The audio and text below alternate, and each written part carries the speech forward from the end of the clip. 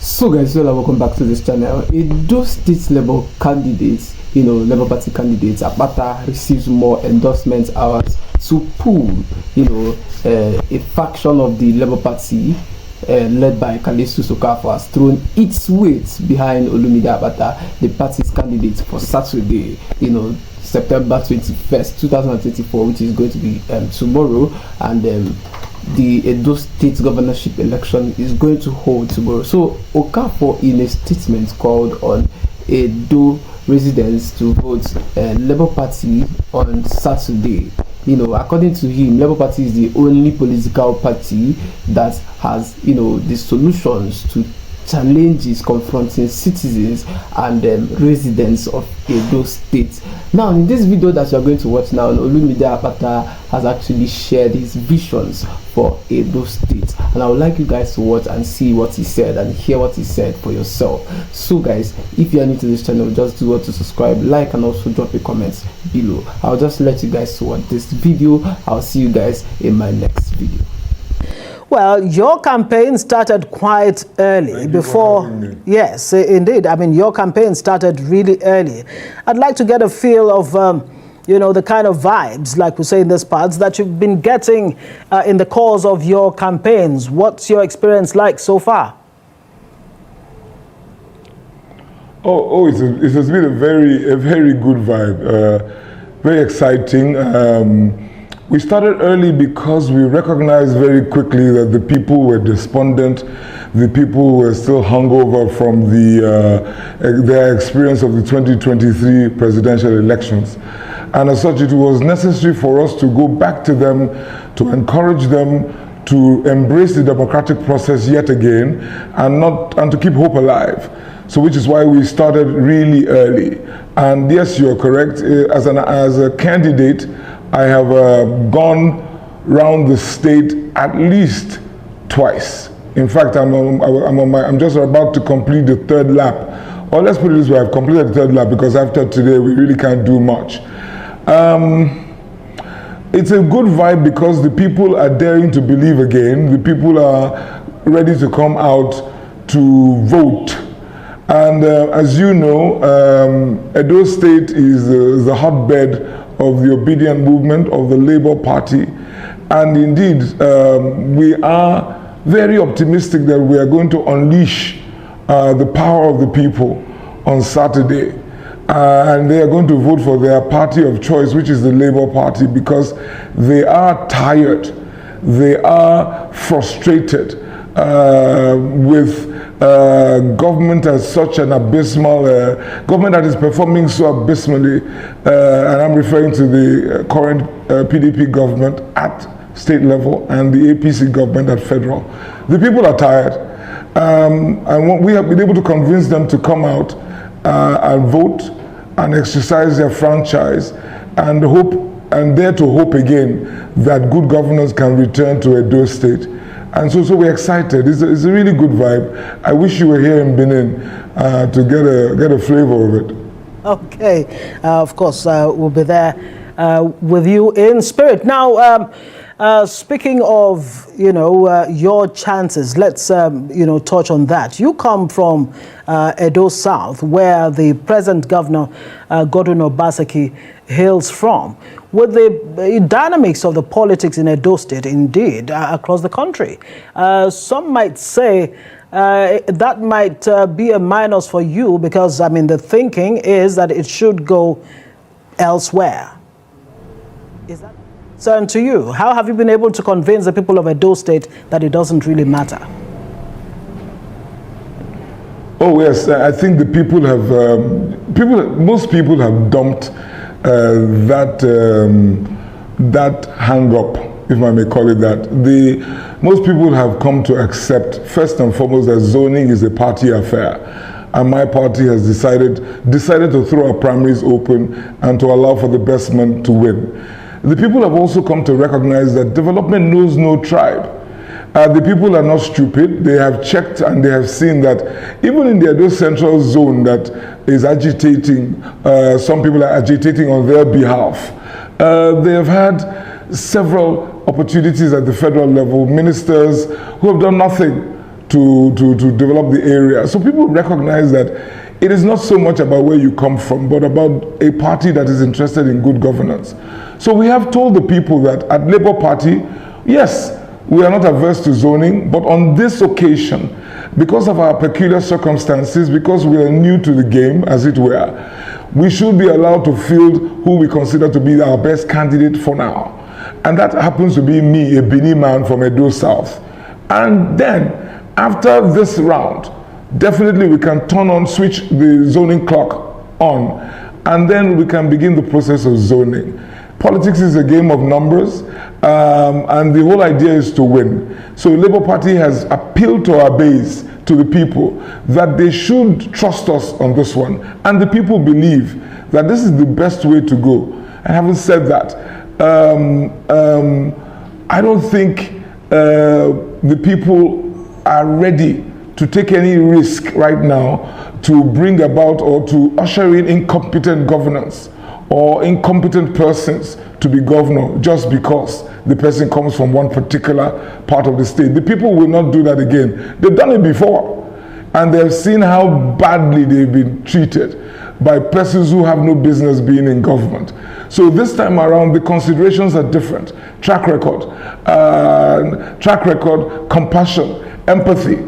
Those are the things that the people are looking at. And I'm telling you, this is the word on the street.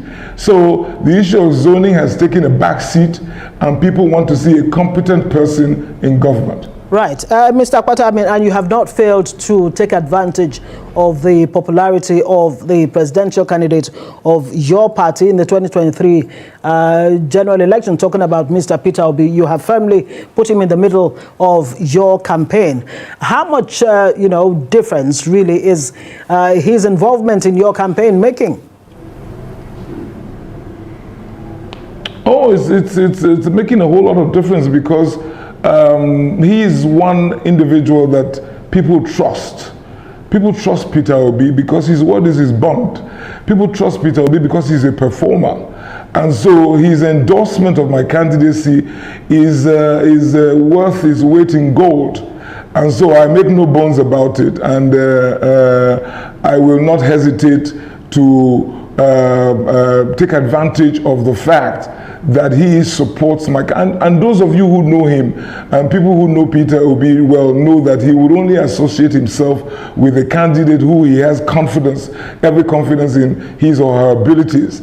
And so I'm fortunate, I'm privileged that he is willing to stand shoulder to shoulder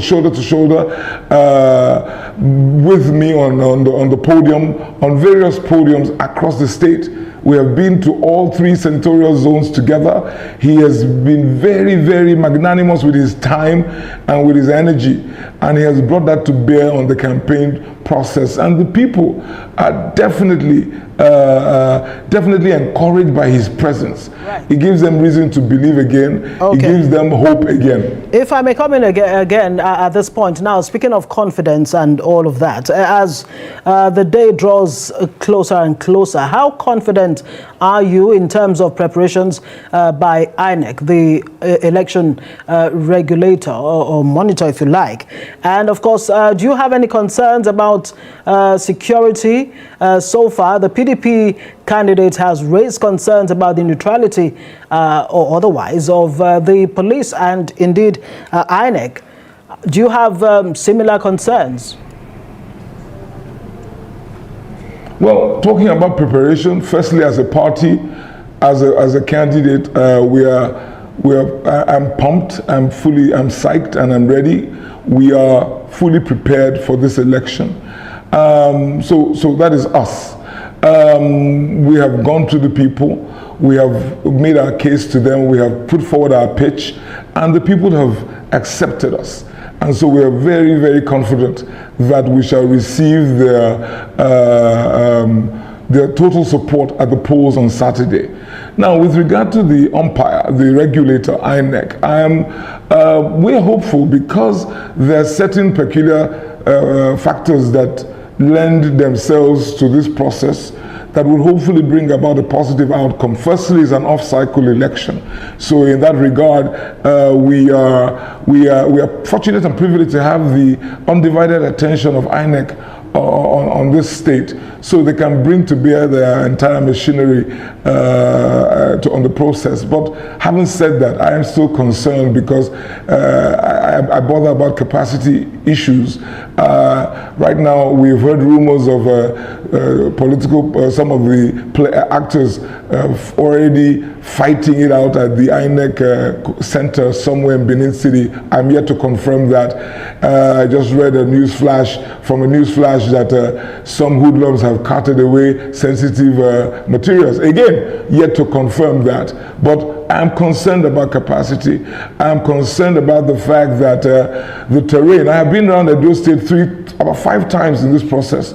The roads are in a deplorable state. I just wonder to myself, how can INEC manage to get around in these conditions? I just returned from the riverine areas of Edo State. I wonder to myself, is the regulator able to access this? Will people not be disenfranchised? You just need to see the conditions of our roads. I just returned to Benin from Irwa. It is so difficult to get around. So I'm very worried about just the logistics of this process. So as you can imagine, we will continue to engage with the operators. We will continue to interrogate the system. With regard to security, very quickly, so that I can put two issues. You mentioned the issue of security.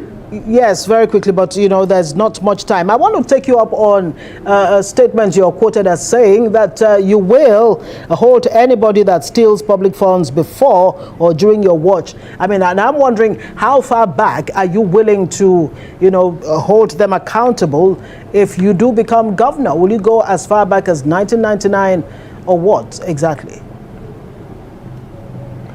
We'll go as far back as necessary. The problem with our country, the problem with Nigeria and why we are where we are is the lack of, there are no consequences for bad behavior. There are no sanctions. Fortunately, I come from the justice sector system. We will go as far back as we need to go to if there's evidence of pilfering, if there's evidence of mismanagement. Of course, anybody, no matter how highly placed, will be brought to book. So for me, I make no bones about it. There's no equivocation on my part. I just listened to a clip from on another station, the Edo State governor speaking about saying, a vote for Labour is a vote for APC, and for me, I think that is delicious irony. Delicious irony, because we have a government that has totally underperformed, and we have a huge debt profile, closing in on 600 billion, and this state receives 16 billion naira a month.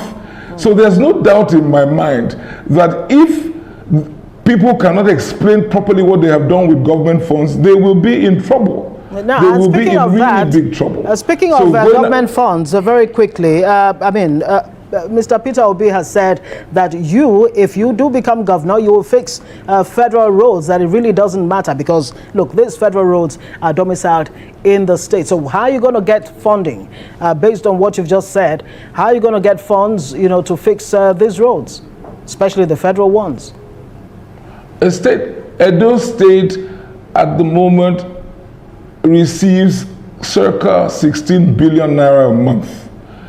Edo State is in a position to attract private investment. Edo State is not poor. It's not a poor state.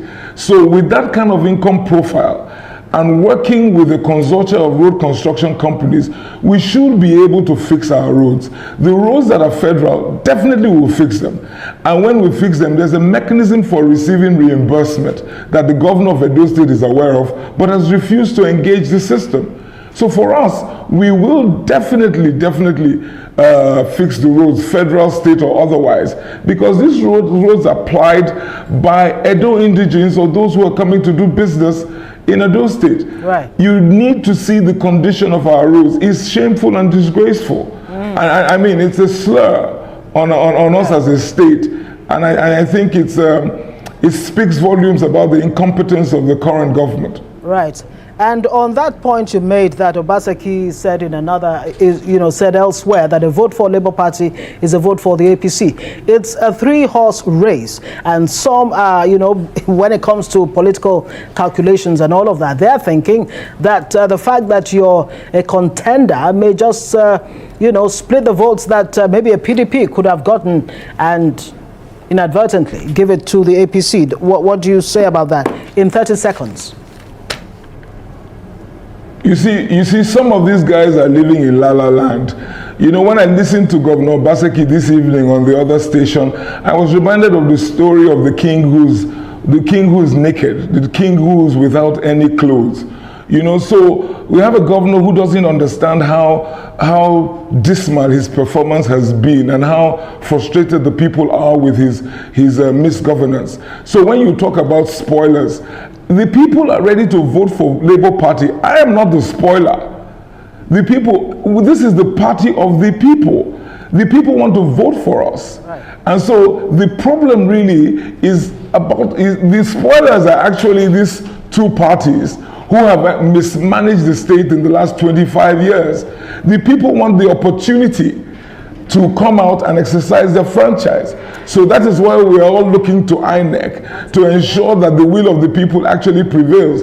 I think it is in fact, is almost laughable. If our situation were not so serious, I would laugh for them to think, for the Obaseki government or Godwin Obaseki to think that Labour Party is the spoiler. He really doesn't get it. He totally misses the point. The people want to get to see his back so quickly.